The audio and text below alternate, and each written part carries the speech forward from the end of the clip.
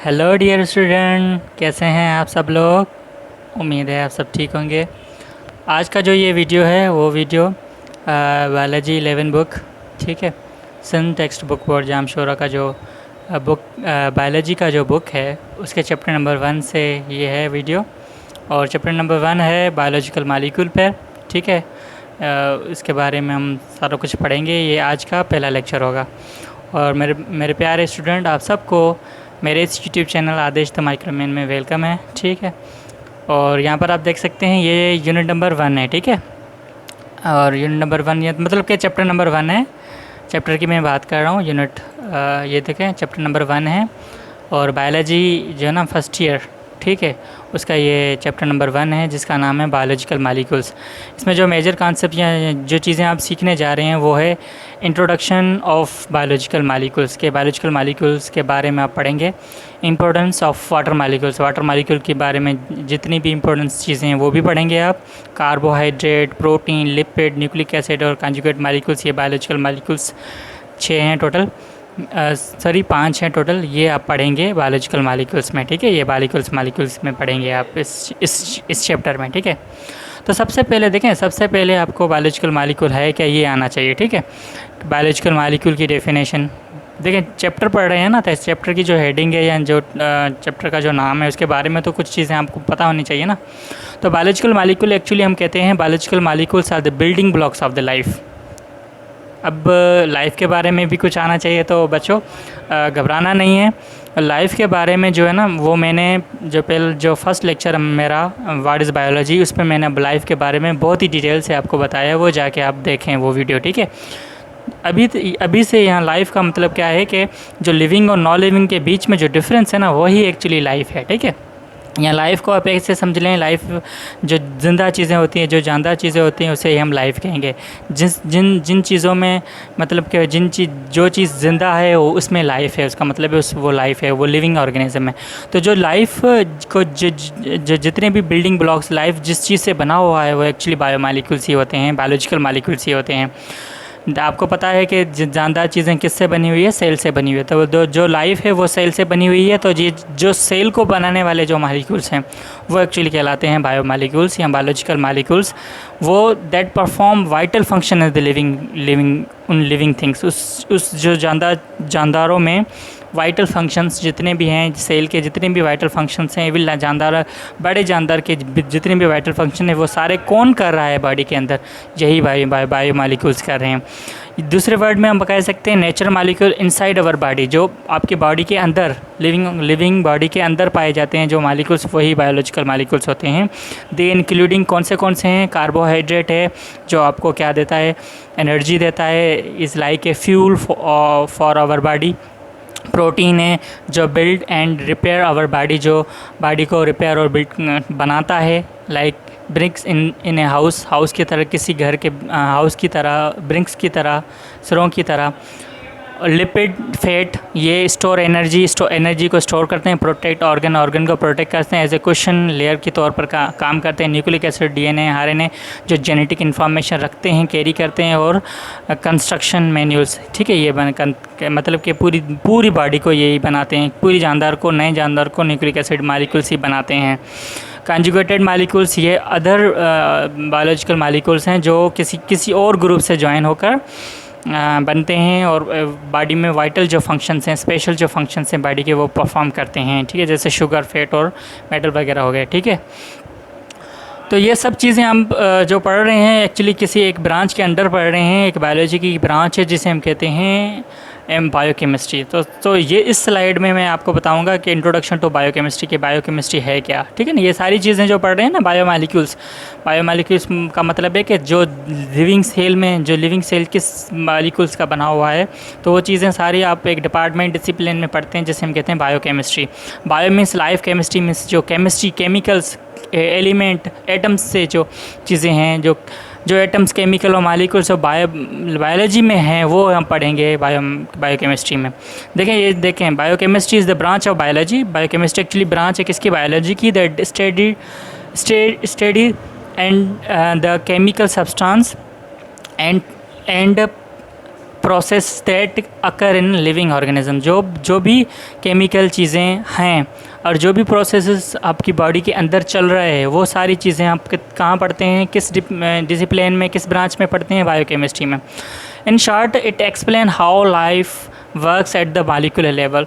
Biochemistry आपको in short में मैं अगर मैं बताऊं कि बायोमॉलिक्यूल्स जो बायोकेमिस्ट्री वो आपको क्या समझाती है, वो ये समझाती है कि जो लाइफ है वो कैसे काम कर रही है एक मॉलिक्यूलर लेवल पर, ठीक है, मॉलिक्यूलर लेवल पर वो कैसे काम कर रही है। बुक की डेफिनेशन, बुकिश डेफिनेशन, अगर आप syntax book I am sure कि अगर बुक देखें फर्स्ट ईयर वाली बायोलॉजी की, तो वहाँ पर आप पढ़ेंगे biochemical basis of the life, कि लाइफ की बायोकेमिकल जो बेसिस है, यानी कि मॉलिक्यूलर लेवल पर, के बायोलॉजिकल केमिस्ट्री लेवल पर जो लाइफ है वो क्या है, वो ही बायोकेमिस्ट्री है, ठीक है ना, एक्चुअली वही बायोकेमिस्ट्री है। उसके बाद है chemical composition of the cell. भाई जो ये सेल है वो किस चीज़ का बना हुआ है, ठीक है, सेल ये है वो किस चीज़ का बना हुआ है, ठीक है। आपको पता है कि जितने भी लिविंग ऑर्गेनिज्म हैं, all living beings are made up of cell, जितने भी लिविंग ऑर्गेनिज्म वो सारे किससे बने हुए हैं? सेल से बने हुए हैं। The chemical composition of cell mean, the chemical composition of cell का मतलब क्या है कि different type of the chemical, चाहे वो ऑर्गेनिक हो चाहे इनऑर्गेनिक हो, that make up the cell and keep it alive. कि देखें, अगर लाइफ को देखें तो लाइफ जानदार चीज़ें हैं, जानदार चीज़ें एक्चुअली हम अगर बायोलॉजिकली पॉइंट ऑफ व्यू से देखें कि बायोलॉजिकली चीज़ें किस चीज़ की बनी हुई है? सेलों की बनी हुई है। तो सेल खुद किस चीज़ का बना हुआ है? सेल खुद डिफरेंट केमिस्ट्री के केमिकल्स का बना हुआ है, चाहे वो ऑर्गेनिक हो चाहे वो इनऑर्गेनिक हो। वही केमिकल्स क्या करते हैं? सेल को बनाते हैं और सेल को ज़िंदा रखते हैं। उसके बाद आता है प्रोटोप्लाज्म। ये भी टर्म आपके बुक में लिखा हुआ है। तो प्रोटोप्लाज्म क्या है? एक्चुअली जो केमिकल्स आपके सेल के अंदर पाए जाते हैं, जो उसको बना रहे हैं, जो उसको क्या कर रहे हैं? कीप इट अलाइव, जिंदा रख रहे हैं, वही प्रोटोप्लाज्म कहलाते हैं। यानी living part of the cell, जो लिविंग पार्ट है inside the cell membrane, cell membrane के अंदर जो लिविंग पार्ट है उसे हम प्रोटोप्लाज्म कहेंगे। या ये जो बुकिश लैंग्वेज है, living material present inside the cell is called protoplasm. जो सेल के अंदर जो भी चीज़ पाई जा रही है वो क्या है? एक्चुअली वही प्रोटोप्लाज्म है। ये आप देख सकते हैं, ये एक सेल है, ये बाहरी परत जो लेयर है वो सेल मेम्ब्रेन कहलाती है। और सेल मेम्ब्रेन के अंदर जो भी चीज़ आपको ये आप देख रहे हैं, वाटर है, न्यूक्लियस है, ये माइटोकॉन्ड्रिया है, ये एंडोप्लाज्म रेटिकुलम है, ये राइबोसोम्स हैं, ये सारी चीज़ें जो आप देख रहे हैं एक्चुअली ये सारी चीज़ें कहलाती हैं क्या? प्रोटोप्लाज्म। ये लिविंग मटीरियल है, जिंदा ये चीज़ है। जो देखें, यही अगर बाहर आपको मिले वो नॉन लिविंग होती है, लेकिन यही चीज़ अगर अब सेल के अंदर मिलती है तो जिंदा हो जाती है, लिविंग मटेरियल हो जाती है। तो लिविंग मटेरियल को ही हम कहेंगे, क्या कहेंगे? हम लिविंग मटेरियल को ही हम प्रोटोप्लाज्म कहेंगे, ठीक है। Chemical composition of cell, cell की केमिकल कंपोजिशन क्या है? एक्चुअल केमिकल कंपोजिशन किसे ही पता नहीं है, इज़ स्टिल अननोन, किसको भी नहीं आती या अंडर रिसर्च है अभी, ठीक है ना। एक्चुअली हम केमिकल कंपोजिशन नहीं बता सकते कि क्या है, लेकिन ये देखा गया है केमिकली कि सेल के अंदर 70 to 90% क्या है? वाटर है, ठीक है। 70 to 90% सेल के अंदर वाटर होता है, ठीक है। अगर इस वाटर को हम रिमूव कर दें, यहाँ एवापोरेट कर दें, एवापोरेट का मतलब है वाटर को आप रिमूव कर दें। हीट, जब किसी भी चीज़ को हीट लगती है तो वाटर के मॉलिक्यूल्स एवापोरेट हो जाते हैं, भाप बन जाती हैं, ठीक है। तो अगर सेल को हीट मिलेगी तो वो वाटर के मॉलिक्यूल्स सारे रिमूव हो जाएंगे, एवापोरेट हो जाएंगे। तो सेल के अंदर जो चीज़ें बचेंगी, चीज़ें बचेंगी वो कहलाएंगी dry weight of the cell, ठीक है। The total weight of the solid substance जो बच रहा है उसमें protein, lipid, carbohydrate, nucleic acid सारी चीज़ें हैं, वही dry weight of the cell कहलाती हैं। इन शॉर्ट हम ड्राई वेट को क्या कहेंगे? Is equal to what left of the cell, क्या बच रहा है सेल में after all water is removed. अगर हम सारा पानी हम क्या कर दें? रिमूव कर दें, ठीक है। सारा पानी अगर रिमूव कर दें तो क्या चीज़ बच रही है?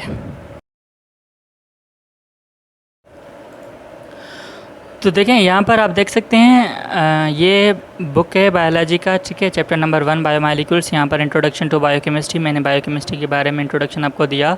एक्चुअली बायोकेमिस्ट्री ब्रांच है बायोलॉजी की जो क्या कर रही है? आपको biological basis of the life बता रही है कि life at molecular level, biochemistry के लेवल पर लाइफ क्या है, ठीक है। ये मोस्ट इम्पॉर्टेंट ब्रांच है बायोलॉजी की, क्योंकि सम रीज़न्स आपको यहाँ दिए गए हैं क्यों है ये मोस्ट हम कहेंगे कि वो जो ब्रांच है बायोलॉजी के वो क्यों है, ठीक है।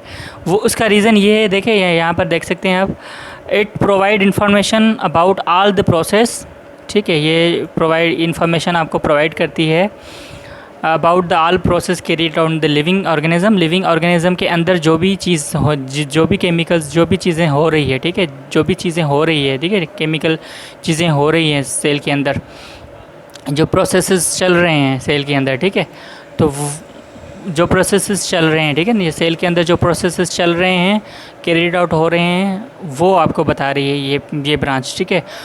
From construction of the body structure कैसे बन रहे हैं, and flow of information from nucleus, जो न्यूक्लियस से चीज़ कैसे इंफॉर्मेशन फ्लो हो रही है, ठीक है, specially DNA for the enzyme protein synthesis and control of the mechanism. तो कैसे चीज़ें, ये जो डीएनए है जो सेल के अंदर पाया जा रहा है, वो डीएनए कैसे जो है न्यूक्लियस से बाहर आ रहा है, वो इन्फॉर्मेशन बाहर जा रही है, वो प्रोटीन सिंथेसिस हो रही है, एंजाइम के हेल्प से एंजाइम बन रहे हैं, प्रोटीन बन रहे हैं वो डीएनए से, ठीक है, वो डीएनए राइबोसोम्स के पास जा रहा है, वहाँ से प्रोटीन और एंजाइम बन रहे हैं, वही प्रोटीन और एंजाइम इस पूरी सेल को कंट्रोल, इस पूरे काम को कंट्रोल कर रहे हैं, मैकेनिज़्म को कंट्रोल कर रहे हैं। बात समझ में आ रही है ना, कि केमिस्ट्री ही आपको बता रही है कि सेल के अंदर कैसे केमिकल रिएक्शंस हो रहे हैं, कैसे लाइफ जो है ना एट मॉलिक्यूलर लेवल पर काम कर रही है, ठीक है। दूसरा है provide information about the abnormal mechanism. अब नॉर्मल मैकेनिज़्म एक चलता रहेगा, एक इबनॉर्मल मैकेनिज़्म चलता रहेगा, तो ये बायोकेमिस्ट्री आपको इबनॉर्मल जो मैकेनिज़्म है उसके बारे में भी आपको बताती है। उससे क्या होता है, आपको डिज़ीज़ के बारे में भी पता चलता है कि डिज़ीज़ कैसे हो रही है। It ultimately open the door to the development of medicine and medical equipment to elucidate these abnormalities. इसी ही अल्टीमेटली ये क्या कर रही है, अल्टीमेटली आपको ये जो है ना मेडिसिन्स की और मेडिकल इक्विपमेंट की एक डोर ओपन कर रही है, एक नया जो ना डोर ओपन कर रही है, दरवाज़ा ओपन कर रही है, और जिससे क्या हो रहा है, आप उस एबनॉर्मलिटी को जो ना अच्छे तरीके से जो ना एक्सप्लेन कर सकें, अच्छे तरीके से उसे आप क्या कर सकें, एबनॉर्मलिटीज़ को अच्छे तरह से इल्यूसिडेट कर सकें, ठीक है। उसका मतलब है उसे आप ख़त्म कर सकें, ठीक है। In recent concept of technologies of biochemistry enable us to investigate and understand the most challenges and fundamental problem of the biology and medicine. अभी ये जो नई ब्रांच है, यहाँ नई जो कॉन्सेप्ट है टेक्नोलॉजीज़ है बायोकेमिस्ट्री की, ये आपको समझा रही है या ये इन्वेस्टिगेट करा रही है कि जो अभी जो बायोलॉजी और मेडिसिन की जो इन्वेस्टिगेशन की जो प्रॉब्लम है वो कौन सी है, कि आपको पता नहीं है ना कि how does cell find each other to form a complex organ, के ऑर्गन कैसे बन रहे हैं, सेल खुद से मिलकर टिश्यू से ऑर्गन कैसे बना रहे हैं, ठीक है। How does the growth of the cell control, cell की ग्रोथ कैसे कंट्रोल हो रही है, what are the causes of cancer, cancer के कौन से जो ना सबब है कि उस वजह से कैंसर हो रही है हमें, what is the mechanism of memory, memory का मैकेनिज़्म क्या है, मेमोरी कैसे हमारे बॉडी के अंदर एग्जिस्ट कर रही है, और मेमोरी कैसे हमारी बॉडी के अंदर काम करती है, या क्या है। Biochemistry is the only branch of the science which answer these question properly. यही जो ना ब्यूटी है बायोकेमिस्ट्री की, ये सारी क्वेश्चन आपको बायोलॉजिकल एट मॉलिक्यूलर लेवल पर आपको सीखने को मिलेंगे कि ये सारी चीज़ें कैसे चल रही है, कैसे आप मैकेनिज़्म ऑफ मेमोरी चल रही है, कैसे जो सेल की ग्रोथ कंट्रोल हो रही है, सेल एक दूसरे से मिल रहे हैं, सेल आपस में जो ना कोऑर्डिनेट कंट्रोल में काम कर रहे हैं, सेल के अंदर जो केमिकल रिएक्शंस हो रहे हैं वो कैसे चल रहे हैं, एक मॉलिक्यूलर लेवल पर आपको ये बायोकेमिस्ट्री लेके जा रही है, और सारी चीज़ें सारों का आंसर दे रही है, ठीक है, सारों का आंसर दे रही है। इस वजह से आप इतनी इम्पोर्टेंस रखती है ये बायोकेमिस्ट्री, ठीक है। क्योंकि देखें, आप सबको पता है कि जितने भी लिविंग ऑर्गेनिज्म है वो अल्टीमेटली किससे बने हुए हैं, सेल से, सेल टिश्यू बना रहा है, ठीक है। और ये सेल एक्चुअली किससे बने हुए हैं, मॉलिक्यूल्स के। केमिस्ट्री की हम बात कहें ना, तो मॉलिक्यूल्स भी केमिकली हम कहेंगे बाउंडेड एटम से बना हुआ है। तो fundamentally living things an organism made up of chemicals.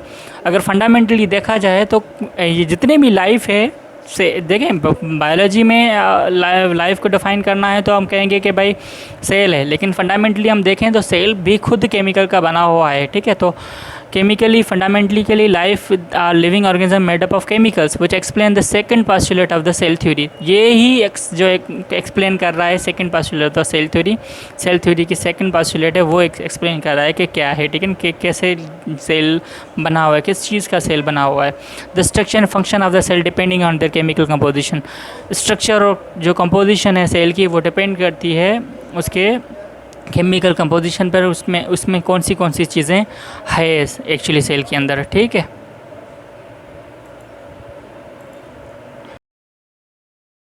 अच्छा, उसके बाद हम पढ़ेंगे ये बायोमॉलिक्यूल्स, ठीक है ना। बायोलॉजिकल मॉलिक्यूल को दूसरे वर्ड में हम बायोमॉलिक्यूल्स ही कहते हैं, ठीक है। एक्चुअली द कंपाउंड और molecules which are produce by the living organism, जो लिविंग ऑर्गेनिज्म से जो कंपाउंड और मॉलिक्यूल्स बन रहे हैं उसे हम बायोमॉलिक्यूल्स कहते हैं। टोटल 6 ऐसे एलिमेंट है केमिस्ट्री में, वो एक्चुअली बायोमॉलिक्यूल्स बनाते हैं, ठीक है ना। वो उससे बायोमॉलिक्यूल्स बने हुए हैं। एक कार्बन है, हाइड्रोजन है, ऑक्सीजन है, नाइट्रोजन है, फास्फोरस है, सल्फर है। ये 6 एलिमेंट हैं जो क्या कर रहे हैं, बायोमॉलिक्यूल्स बना रहे हैं। मेजर टाइप बायोमॉलिक्यूल्स के कितने हैं, ये जो 5 टोटल मेजर टाइप है बायोमॉलिक्यूल्स के। कार्बोहाइड्रेट जो एनर्जी प्रोवाइड कर रहा है लाइक ग्लूकोज और स्टार्च से। प्रोटीन जो बिल्डअप एंड रिपेयर करती है बॉडी स्ट्रक्चर को। लिपिड्स, न्यूक्लिक एसिड, ठीक है। लिपिड क्या करते हैं, स्टोर एनर्जी को स्टोर करते हैं, सेल मेम्ब्रेन को बना रहे हैं। न्यूक्लिक एसिड जैसे डीएनए और आरएनए हो गया, ये क्या कर रहे हैं, स्टोर एनर्जी को स्टोर करते हैं, ट्रांसफ़र जेनेटिक इन्फॉर्मेशन को ट्रांसफ़र करते हैं। और कॉन्जुगेट मॉलिक्यूल्स ये क्या करते हैं, कॉम्प्लेक्स मॉलिक्यूल्स होते हैं, प्रोटीन और अदर ग्रुप्स से बने हुए हैं, ये भी आपके बॉडी में पाए जाते हैं, ठीक है। सुपर ईजी नेमोनिक मतलब कि कैसे आपको ये कैसे याद करना है बायोमॉलिक्यूल्स कितने हैं, तो आप याद करें। एक मैंने आपके लिए बनाया है, cool people love nice cookies, ठीक है ना। कि जो अच्छे जो कूल पीपल होते हैं उसे पसंद आते हैं ये नाइस कुकीज़ के, जो नाइस बिस्किट वगैरह खाने की चीज़ें ये पसंद होती है। तो इसमें कूल से सी लिया है मैंने, कार्बोहाइड्रेट के लिए पी, प्रोटीन के लिए एल, लिपिड के लिए एन, न्यूक्लिक एसिड के लिए कुकीज़ में जो सी है ये कंजुगेट मॉलिक्यूल्स के लिए। In short, cool people love nice cookies is equal to biomolecules. ऐसे ही आप याद कर सकते हैं। देखें, biomolecule cool people love nice cookies मतलब carbohydrate, C for carbohydrate, protein, lipid, nucleic acid, conjugate molecules. आपको ऐसे हाथों से ये याद होना चाहिए, ठीक है। तो यहाँ पर आप देख सकते हैं fundamental types of the biomolecules. Biomolecule के फंडामेंटल टाइप्स 5 है। 1 carbohydrate, lipid, protein, nucleic acid and conjugate molecules, ठीक है ना। ये 5 है, लेकिन वेरी कर रहा है। क्योंकि वेरी क्यों करता है, their structure and functions in the cell and organ. इसकी जो सेल में कौन सी स्ट्रक्चर है, कौन सी फंक्शन है, ये कहाँ, इस वजह से इसकी जो ना डिफरेंट 5 ग्रुप बनाए गए हैं बायोमॉलिक्यूल्स के। ये है carbohydrate, protein, lipid, nucleic acid and conjugate molecules, ठीक है। Cool people love nice cookies, ठीक है। बायोमॉलिक्यूल्स देखें, कार्बोहाइड्रेट जो ओलिगो और पॉलीसेचराइड जैसे इसका जो यूनिट है किस चीज़ का बना हुआ है, मोनोसेचराइड का। इसके बीच में कौन सी लिंकेज होती है, ग्लाइकोसाइडिक लिंकेज होती है। प्रोटीन अमीनो एसिड्स का बना हुआ है, इसके बीच में कौन सी लिंकेज होती है, पेप्टाइड लिंकेज होती है। लिपिड जो ऑयल, फैट, फास्फोलिपिड एंड टर्पोनाइड्स, ये सारे इसके जो यूनिट्स हैं वो ग्लाइसरॉल फैटी एसिड, फास्फेट और कोलिन आइसोपेरेनाइड्स यूनिट से बने हुए हैं, ठीक है। और इसके बीच में जो लिंकेज होती है उसको कहते हैं एस्टर लिंकेज या एस्टर बांड, ठीक है ना। Ester CC linkage, CC bond के इसे लिंकेज कहते हैं, ठीक है।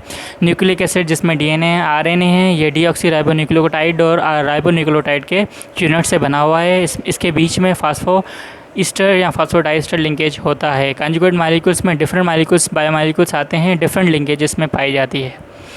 सो हम कह सकते हैं there are variation found in the literature about the percentage of biomolecule present the cell. क्योंकि डिफरेंट लिटरेचर में आपको डिफरेंट परसेंटेज मिलेगी आपको कि के सेल में डिफरेंट जो सेल होते हैं, डिफरेंट सेलों में डिफरेंट परसेंटेज आपको मिलेगी इस बायोमॉलिक्यूल्स की।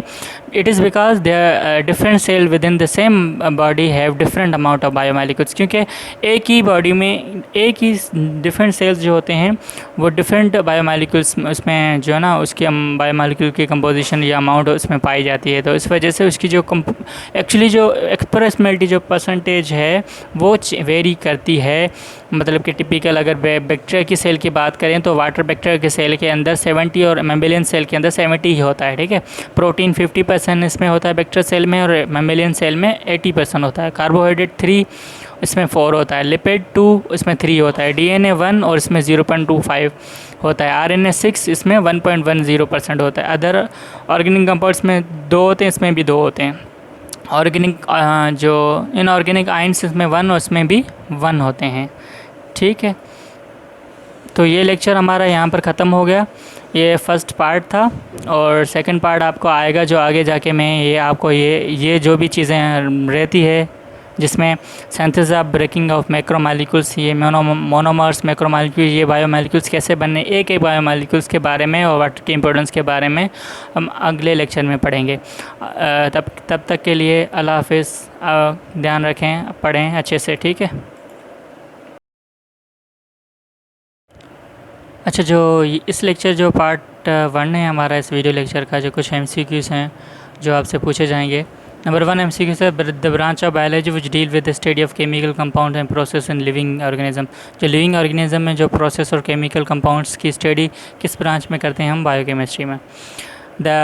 Which element is most abundant in the living organism. Living organism में कौन सा एलिमेंट ज़्यादा पाया जाता है, कार्बन पाया जाता है। The dry weight of the cell mainly consist of, dry weight जो है सेल का, यानी अगर सेल के अंदर 70 और 90% जो पानी है वो हम निकाल दें तो क्या बचता है उसमें ज़्यादा जो है ना किसकी कंपोजिशन है, प्रोटीन की, ठीक है।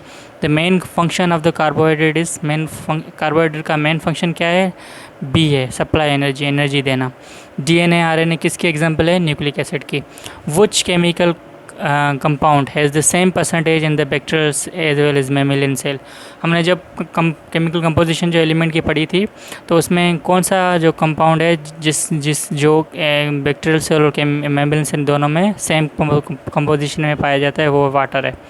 Which chemical component contribute to the most to the total weight of the mammalian cell. Total weight of the mammalian cell में कौन जो है ना कौन सा मोस्ट कंट्रीब्यूट दे रहा है, वो है वाटर, क्योंकि आपको पता है कि वाटर ज़्यादा है।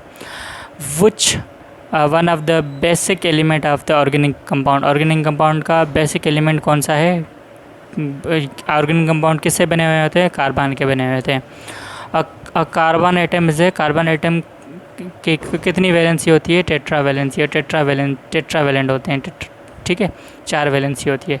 Which bond provide stability to the complex carbohydrate molecule. जो कॉम्प्लेक्स कार्बोहाइड्रेट मालिक्यूल्स होते हैं उसको कौन सी जो स्टेबिलिटी बॉन्ड दे रहा है, सी जो कार्बन के बाद में जो बॉन्ड होता है ना वो देता है इसको, ठीक है। तो यहाँ क्वेश्चन थे, मैंने सोचा कि आपके लिए क्वेश्चन भी जो है ना इस पार्ट 1 के लिए क्वेश्चन भी आपको सजेस्ट कर लूँ। तो साथ से साथ आप जो पढ़ रहे हैं ना उसके साथ आप क्वेश्चन भी ट्राई करें, तो इससे आपकी जो है ना कॉन्सेप्ट बढ़ेगा और इससे ही आप जो है ना वो अच्छे से पढ़ पाएंगे। तो यहाँ तक हमारा लेक्चर एंड हुआ और सही है, पढ़ाई करते रहें। अल्लाह हाफिज़।